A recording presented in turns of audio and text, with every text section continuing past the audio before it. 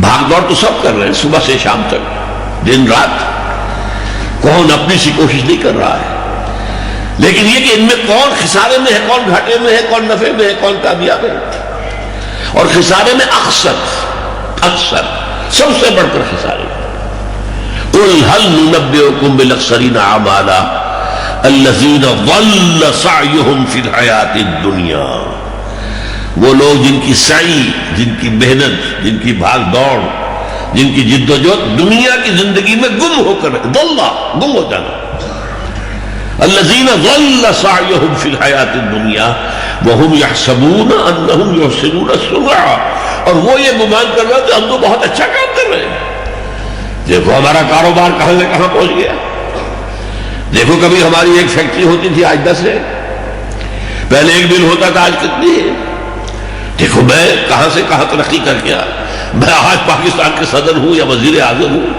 کہاں سے کہاں پہنچا ہوں، میں کہاں سے کہاں پہنچا ہوں. وہ یہ سمجھ رہے انہم یحسنون صنعا اولئک الذین کفروا بآیات ربہم ولقائہ، یہ وہ لوگ ہیں جنہوں نے اپنے رب کی آیات اور اس سے ملاقات کا انکار کیا. فحبطت اعمالہم، تو ان کے تمام اعمال حبط ہو گئے. یعنی کوئی نیکی کا کام کر رہے ہو، کوئی فاؤنڈیشن بنا دی ہو، کوئی جو ہے کوئی خیرات گھر بنا دیا ہو، یتیم خانہ بنا دیا ہو، سمجھ رہے ہم نے بڑا نیکی کا کام کیا ہوا ہے. حبطت اعمالہم، اگر مقصود دنیا ہے تو یہ سارے اعمال حبط ہو گئے. حبطت اعمالہم فلا نقیم لہم یوم القیامت وزنا، ان کی کسی اعمال کا قیامت کے دن کوئی وزن نہیں ہوگا.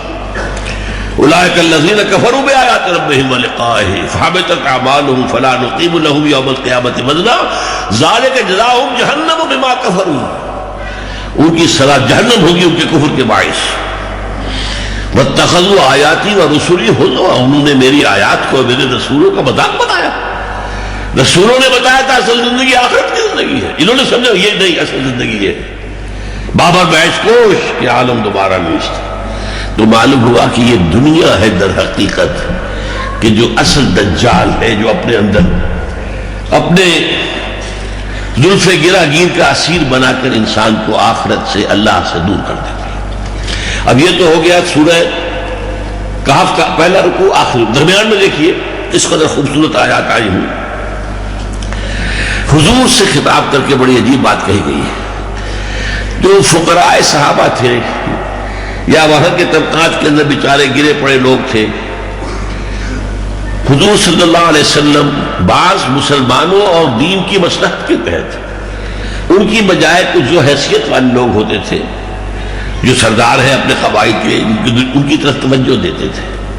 یہ ایمان لے آئے تو ظاہر بات ہے کہ ان مسلمانوں کے لیے بھی آسانی ہو جائے گی جو فقراء ہیں جنہیں ستایا جا رہا ہے. لیکن اللہ تعالیٰ نے اس پر روک دیا.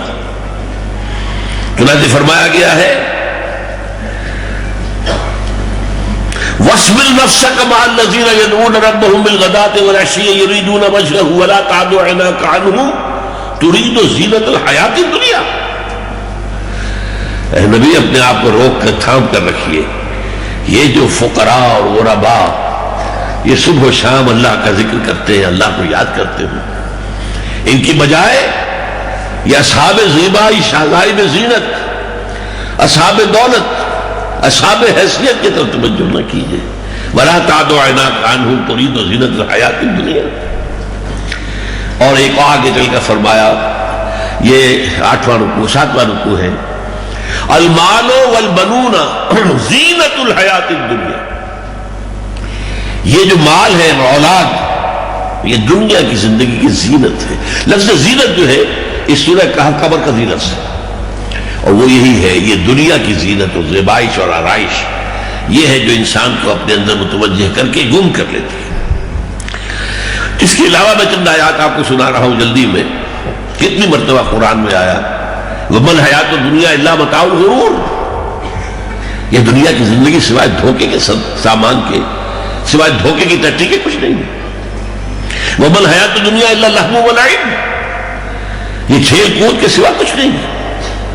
فَلَا تَغُرَّنَّكُمُ الْحَيَاةُ الدُّنْيَا وَلَا يَغُرَّنَّكُم بِاللَّهِ الْغُرُورُ. دیکھو تمہیں یہ دنیا کی زندگی دھوکے میں نہ ڈال دے، دھوکے میں نہ ڈال دے.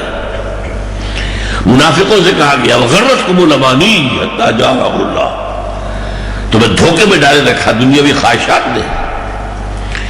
فرمایا گیا زین للناس من الشہوات حب من الشہوات زین للناس حب من الشہوات حب الشہوات من النساء والبنین والقناطیر المقنطرہ، مزین کر دی گئی ہے یہ دنیا. مردوں کے لیے عورتوں کی محبت، اولاد کی محبت اور مال و دولت کی محبت.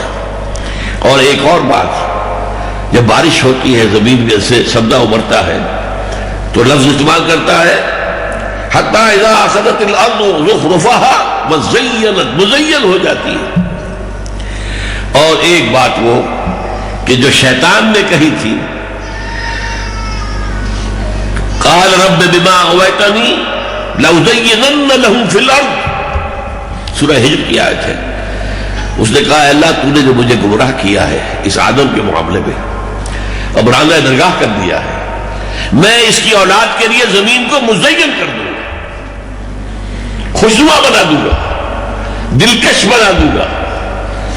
اس کو یہ کھینچ کر دے گی اپنے تمام لوگوں کو اور اپنا غلام بنا لے گی.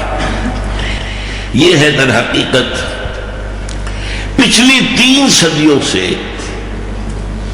یہ دنیا کا فتنہ بڑی تیزی کے ساتھ بڑھ رہا ہے.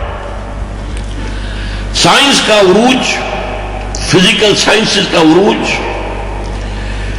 فطرت کی خوابیدہ قوتوں کا انسان نے اس کا اکتشاف، پھر کنٹرول، اس مادے کے اوپر جو غلبہ حاصل ہوا ہے، جو نئی نئی ایجادات ہیں، جو آسائشوں کا سامان ہے، جو سہولتیں ہیں، ان سب نے دنیا کی زندگی کو زیادہ سے زیادہ حسین بنا دیا.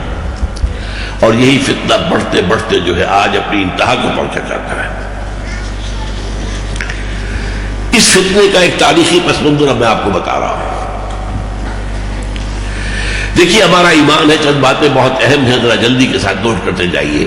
یہ ہمارا فلسفہ پورا ہے دین کا. ہمارا ایمان ہے کہ اللہ تعالیٰ نے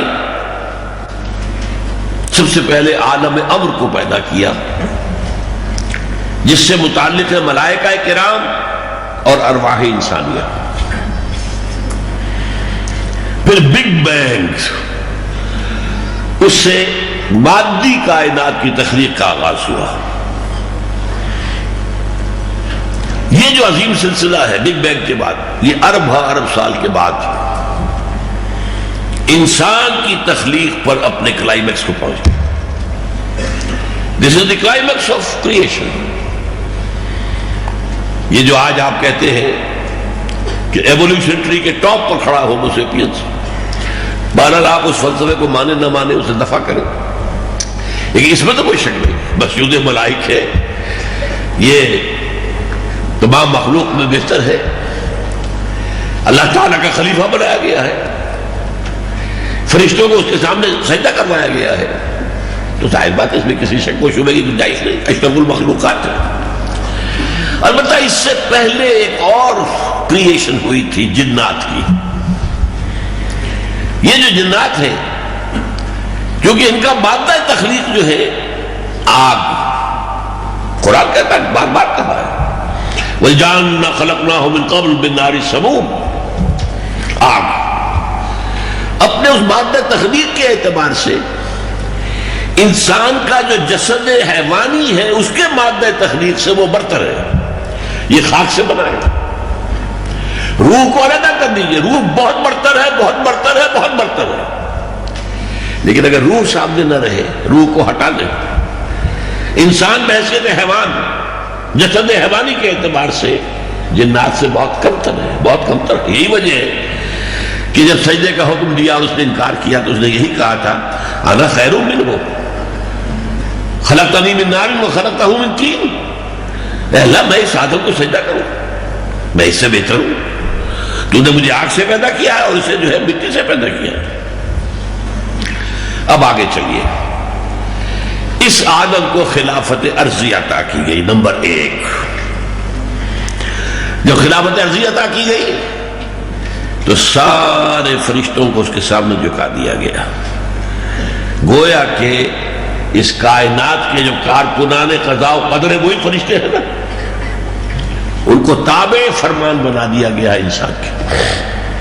نمبر 1